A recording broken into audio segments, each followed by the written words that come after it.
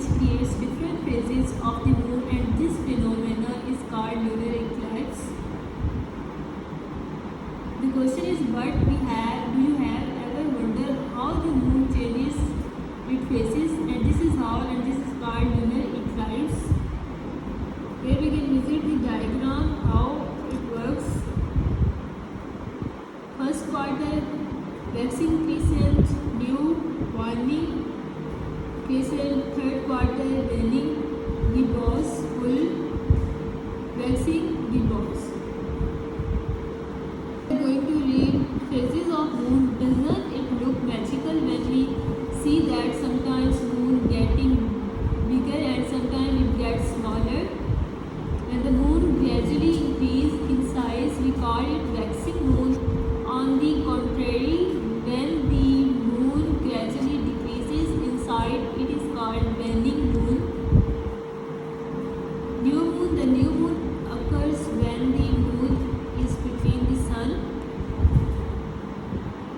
and the earth, and it is not visible from earth. The side of the moon facing the sun is full bright, and the side of moon near the earth receives no sunlight. And we know that moon does not have its own light and it reflects the light of sun.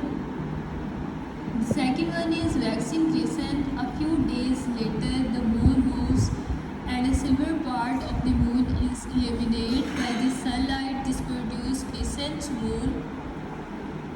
First quarters, the moon is at the quarter of its way around the earth. It is in the first quarter phase, and the fourth one is waxing gibbous. The moon is increasing. The moon is increasing in light between a first quarter moon and a full moon. The fifth one is full moon. As the day passes, the moon moves into a position directly along the Earth-Sun line, and this is the opposite to the new moon, and we see the entire phase. Of the moon shining by sunlight. The sixth one is waning gibbous. When the moon begins to decrease, it is called waning gibbous. The seventh one is third quarter. The moon continues to wane up to third quarters and it moves in the orbit and becomes the last quarter moon. The seventh one is third quarter. The moon continues to wane up to third quarters and it moves in its orbit and becomes the last quarter moon.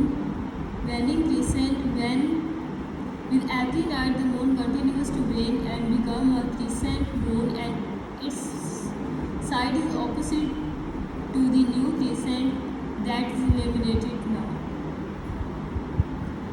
Waxing crescent. A few days later, the moon moves and a silver part of the moon is illuminated by the sunlight. This produces a crescent moon.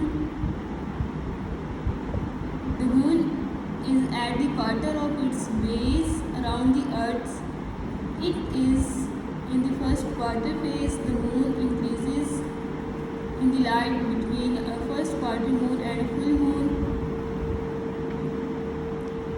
As the days passes, the moon moves into a position directly along this Earth-Sun line, and it is opposite to the new moon, and we see the entire face of moon shining by sunlight.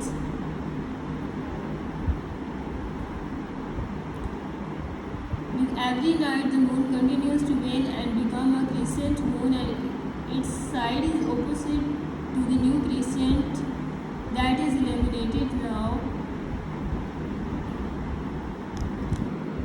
In ancient time, it was believed that Earth was flat, but Aristotle, a Greek philosopher, believed that it was a sphere. To support this theory, he used observations of lunar eclipse as an example. During a moon eclipse, the shadow of Earth will cast a curved shadow on the moon. This would not happen if the Earth had a flat edge. A solar eclipse happens when the moon passes between the sun and the Earth, blocking all or a portion of the sun.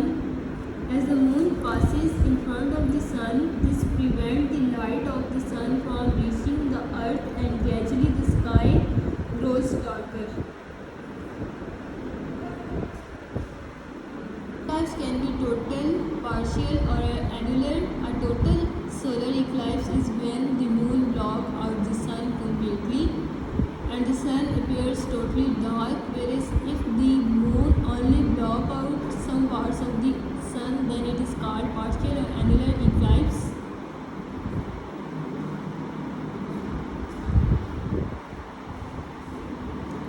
Have you ever wondered why some part of the world have daytime while the other part have nighttime?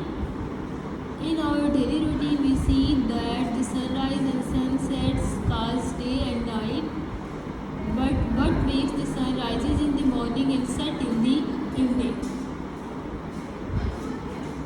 Let's discuss the causes of day and night. It explains why it gets darker at bedtime and then brighten back up when morning comes up.